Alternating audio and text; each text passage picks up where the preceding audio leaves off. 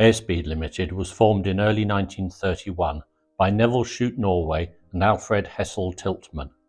Two significant early investors were Lord Grimethorpe, who also served as company chairman, and Sir Alan Cobham. Sir Alan was a household name. A pilot during the First World War, he'd gone on to carry out pioneering long-distance flights during the 1920s to the Cape and Australia, earning a knighthood after the Australia flight. By the early 1930s, Cobham was on a near crusade to make Britain and the Commonwealth more air-minded. This culminated in the National Aviation Day campaign, which ran for 4 summers from 1932 to 1935. The National Aviation Day displays, Cobham hated the expression flying circus, were hugely popular in the early years. They were also very expensive to operate, even with sponsorship from oil and fuel companies, along with free vehicles from Ford and Bedford, and many spares from aircraft manufacturers. The admission fee helped to cover costs, but the only true profit was in pleasure flying. Throughout the 1920s, the stalwart of pleasure flying had been the Avro 504K, usually with an extended rear cockpit seating 3 or 4 passengers. Sometimes, at larger events, an airliner such as the Fokker F7 would be drafted in. However, for his new venture, Cobham decided on commissioning a bespoke machine. Commissioned in the summer of 1931 and designed by Hessel Tiltman, the new aircraft took shape through the winter of 1931-1932. By March 1932, the aircraft was largely complete. With the outer wing panels removed and in the dead of night, the fuselage was towed on its own undercarriage from York to Sherburn in Elmet, where the first flight was to take place.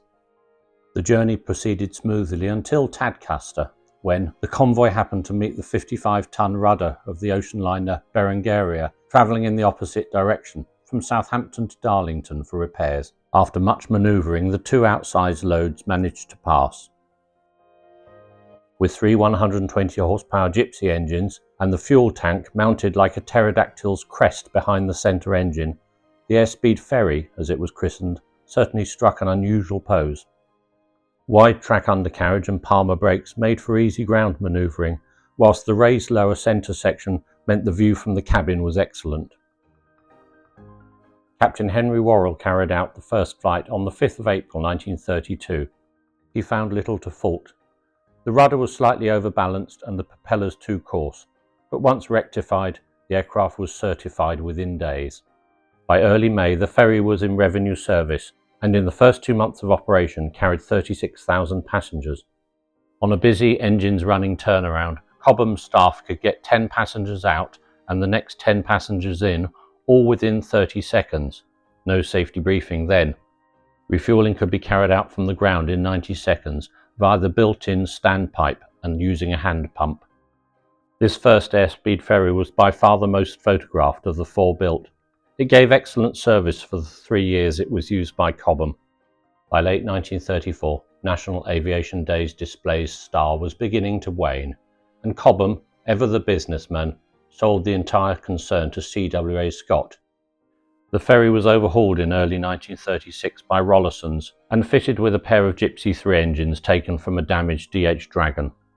Scott's Flying for All air displays only lasted 1 season, going into receivership in late 1936. After a period of inactivity, the ferry was sold to the snappily named Portsmouth, Southsea and Isle of Wight Aviation Company. They used it on the busy Portsmouth to Ryde service until the summer of 1940. After brief use by Ferry Aviation and as an instructional airframe, this first aeroplane was broken up during the Second World War. Cobham had actually ordered 2 ferries, the second being delivered in June 1932. Barely a month later it was badly damaged in a landing accident when being flown by Captain Earl Fielden. Repairs took some weeks, but by the end of that first season, the 2 ferries had carried over 90,000 passengers. In 1934, the second ferry was sold to the Himalaya Air Transport and Survey Company and used for flying pilgrims between Delhi and the Himalayas. Unfortunately, it was burnt during an arson attack in 1936. Airspeed struggled to sell the slow ferry, and by 1933 de Havilland were producing the Dragon, a slightly smaller aircraft, but with a price and operating cost that Airspeed could not match. Neville Norway tried desperately to sell a ferry or 2 to Edward Hillman's new airline at Romford, but without success. However, Norway had more luck with John Sword, owner of Midland and Scottish Air Ferries Limited, who bought a ferry for his regional routes out of Glasgow. This third ferry was modified and lacked the pterodactyl fuel tank. It was in service until late 1934, when Midland and Scottish Air Ferries went into receivership. The ferry was John Sword's personal property and stayed stored away at Renfrew until 1939, when it was moved to his holiday home at Tarbolton, near Ayr. Here it was stored in a large tented hangar along with his Avro 10, but at some point during the summer of 1942, the hangar caught fire. The Avro and the ferry, along with several other items, were lost. John Sword also bought the fourth and final Airspeed Ferry. He insisted the Airspeed company take a 6.5 litre Bentley in part exchange. The Bentley had a book value of over £700, and Neville Norway said it was the finest motor car he had ever driven, but still, they barely managed to sell it for £400 in London. By 1936, the last ferry had joined the first, operating pleasure flights for CWA Scott. Just like the first aircraft, it ended its days as an instructional airframe and was broken up at some point during the Second World War. Thanks to a fellow YouTuber, linked to his channel in the top of the description below, we can enjoy a minute or so of two ferries and other splendid machines flying during 1936. Thank you for watching.